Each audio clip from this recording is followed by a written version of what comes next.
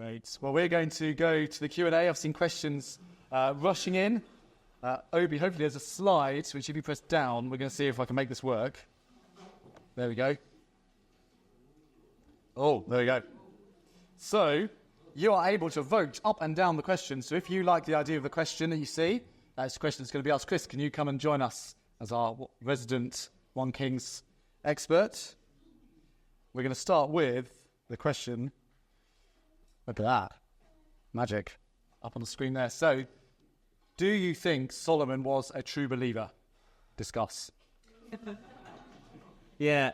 I mean, again, I think that is often our question, and I don't think it is the question the writer of Kings is interested in answering. And it would be my honest answer. But like I said yesterday, I think we often think in the categories of kind of personal salvation. Was Solomon a true believer? Will Solomon be in heaven? I think the honest answer is we don't know. He's not in the list of the kind of Hebrews 11 list of sort of heroes of the faith. That kind of gets to David and then goes on to all the prophets. So depending on how significant an omission that is, you might kind of draw some kind of conclusion from that. I don't know, I think is the honest answer. And again, I think it's interesting, the writer of 1 Kings is more interested in the consequences for Solomon's kingdom. He is more interested in the consequences for the people, for the nation of Israel, of Solomon's sin, than he is interested in making any comment really on Solomon's eternal destiny. I think what we can say is that the right thing will happen. And so I don't need to lose any sleep over that. This question is just rocketed to the top, so we'll go with this. If Solomon had God-given wisdom, shouldn't he have avoided repeating Israel's mistakes of intermarriage? Wouldn't he have recognised the pitfalls? Yeah, I mean, I think the simple answer to that question is yeah, he should. That's what you'd think, right? Here is the wisest man who's ever lived. Why does he do something that is so obviously foolish in that sense that God has explicitly spoken to him about? I mean, I think that is why it's such a tragedy, and it shows us something about how deep-seated and pervasive the problem of sin is in the human heart. Because you can take, in one sense, somebody who's had every possible advantage. He's the son of David. He is the son of a faithful king who is kind of steeped in the covenant. He's steeped in the law as the king of Israel. He's written it out. He knows what it says. There's no ignorance there. He has been made by God the wisest man in the world. And yet, the sinful heart pulls him away. If Solomon shows you anything, it shows you how deadly a virus sin is.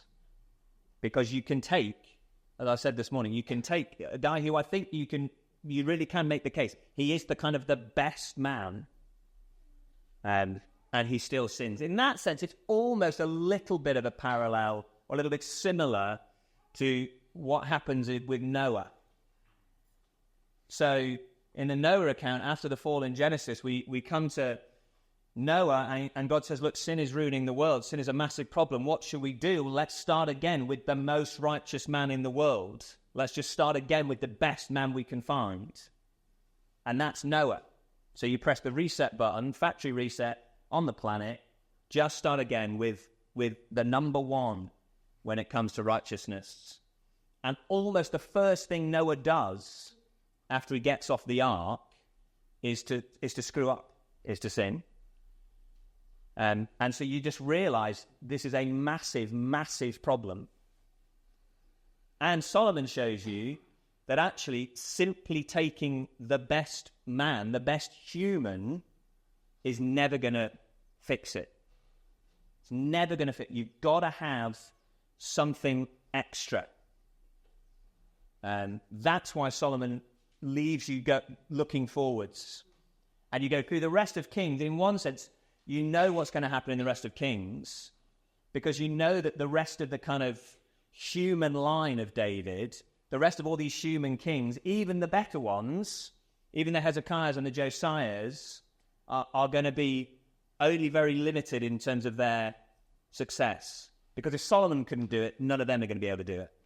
We need something out of this world if this problem is going to be solved. That's why Solomon pushes you to Jesus. Great. Next question that's popping up is this one here. Sorry. Yeah. Sorry. Let me just say, because on that previous question, I mean, that's where I think we can all empathise with Solomon, not because we're the wisest people in the world, but because how often do we know the experience of, I mean, maybe I'll say this and it's just me and you'll all frown and shake your heads and I'll feel terrible. But how often do we know that we do things, sometimes repeatedly, like repeatedly in a short space of time, or repeatedly over years and years, that we know are not good. We know are not good for us. And someone could say, well, surely you know. You're a Christian. You've got God's word. You've even got God's Spirit helping you. Why do you keep doing this? It's exactly what Paul is talking about in Romans 7, I think. I know there's debate about Romans 7. I think that's what Paul's talking about in Romans 7. I do not do the things I want to do. The things I don't want to do, I keep on doing. Of course, Solomon knew. Solomon is totally without excuse.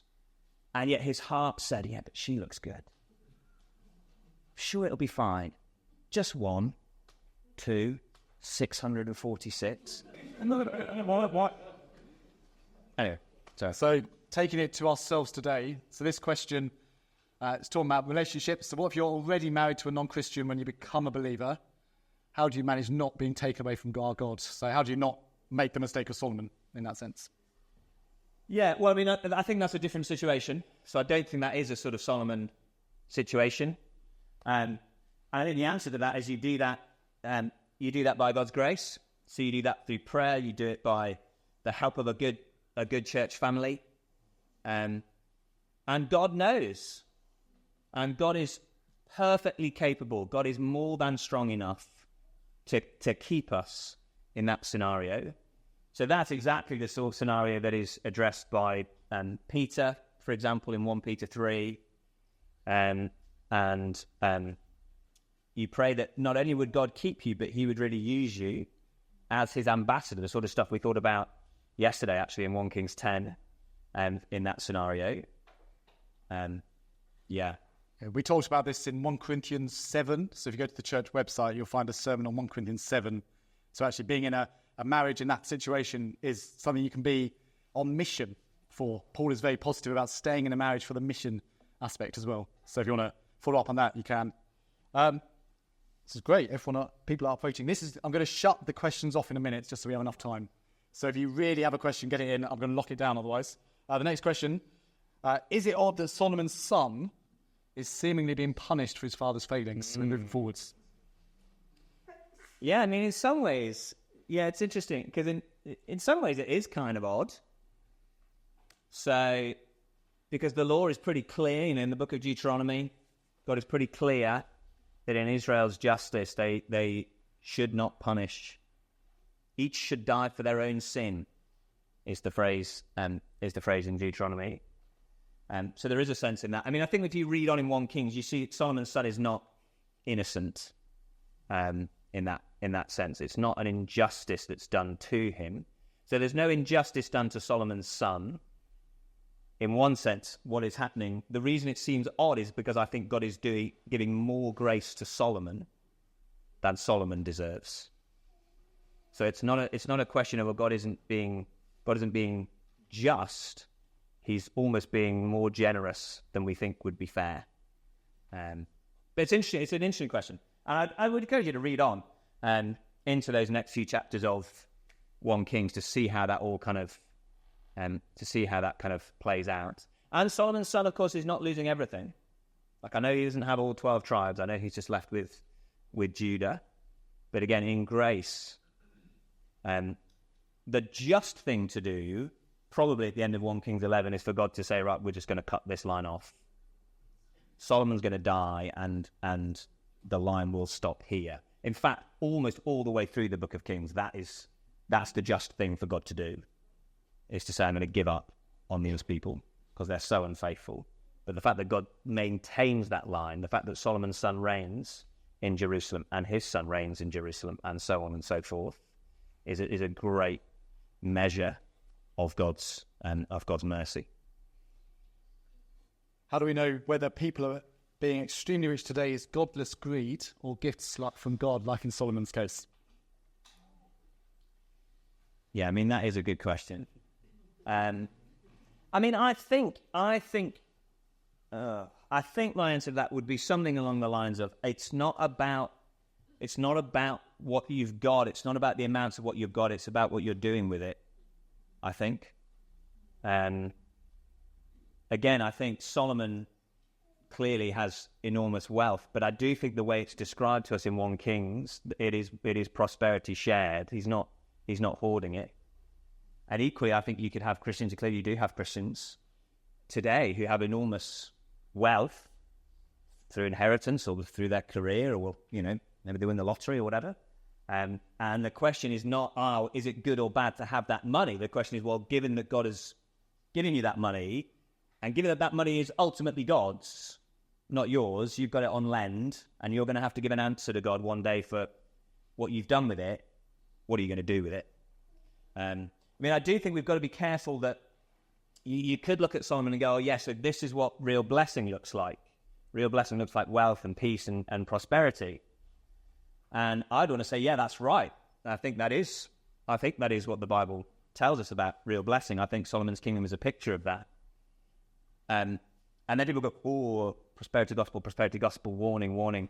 But I think the prosperity gospel has most things right. The major fundamental problem is they've got the timing wrong. Because they say, oh yeah, God wants to bless us with health and wealth and prosperity and peace and in all those things. And I want to say, yeah, that's right. But when you read the New Testament, when we see Jesus and how he teaches his disciples and followers, we see absolutely clearly that those things are not here and now. Those things are to come. But that is the picture, like we saw in 1 Kings 4, I think that is the picture that is painted for us of the new creation, of the kingdom that is to come. But not for today. Don't be the rich fool in Luke 12 who builds bigger barns. For now, Jesus says, how foolish that is. So I don't think, I think the very long-winded answer to that question would be, it's not about what you've got, it's about what you're doing with it. Great. And I think that's true of all of us, probably in this room. And in a global sense, most people would look at us and say, I don't know all of you, I don't know all your personal circumstances. So I'm painting with a very broad brush. But most of us, globally, people would look at and go, you guys are really rich. What are you doing with it? Great.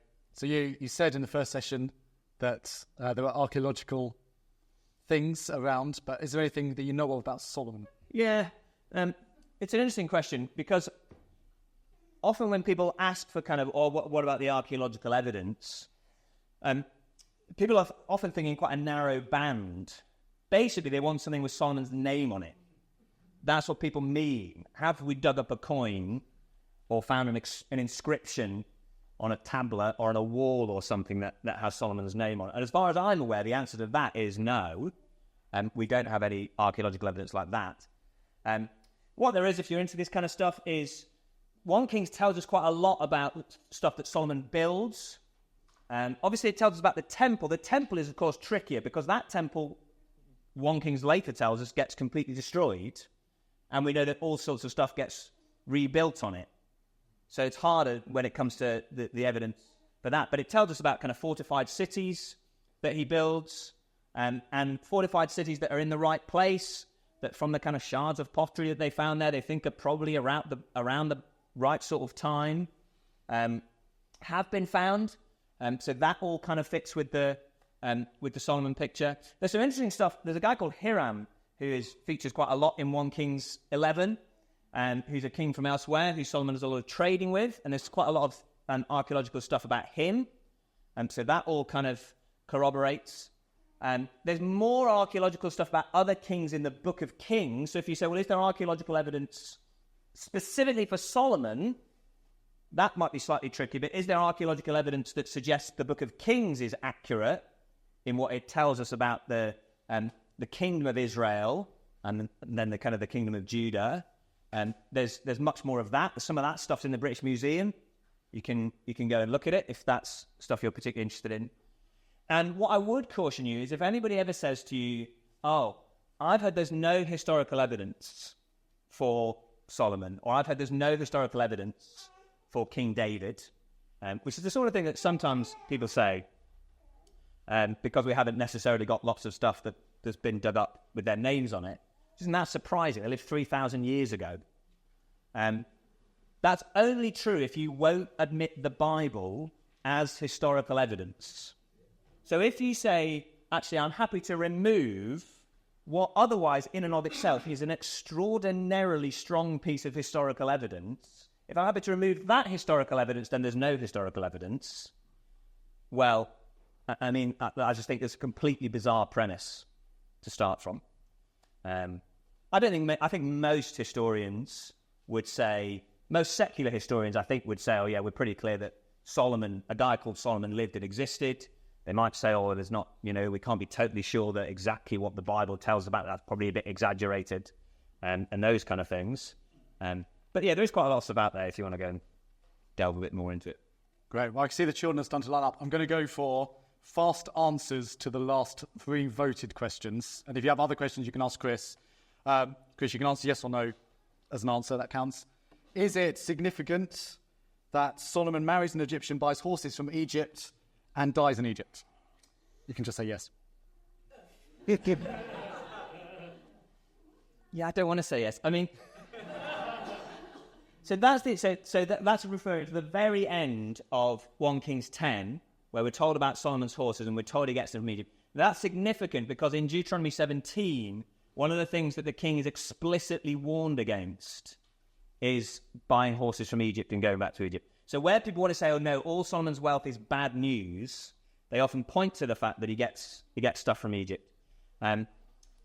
So I mean, I'm kind of neutral on that. I think it's striking that you get to the first verse of chapter 11 and the author says something like, Solomon, however, there's almost a kind of change of tone. Almost as if it kind of, look, this is all fine because God had blessed him. God had said, because you've asked for wisdom, I'm also going to give you wealth. But here is where he went wrong. So I'm slightly more cautious on that. Is blessing that Solomon has a picture of our experience now or in the future? Yeah, I think it's primarily in the future. And last one. Why is it okay for Solomon to have so many wives? We're not allowed to do this today. I think you kind of answered this in your last talk anyway. Yeah, I mean, if you're the bloke that asked that question... But the profession is like a couple of people. You can speak to Sam. You can speak to Sam. There are 11 other questions. If you want your question answered and you really want Chris to answer it, he's around till lunch. Otherwise, feel free to come chat to Sam or myself.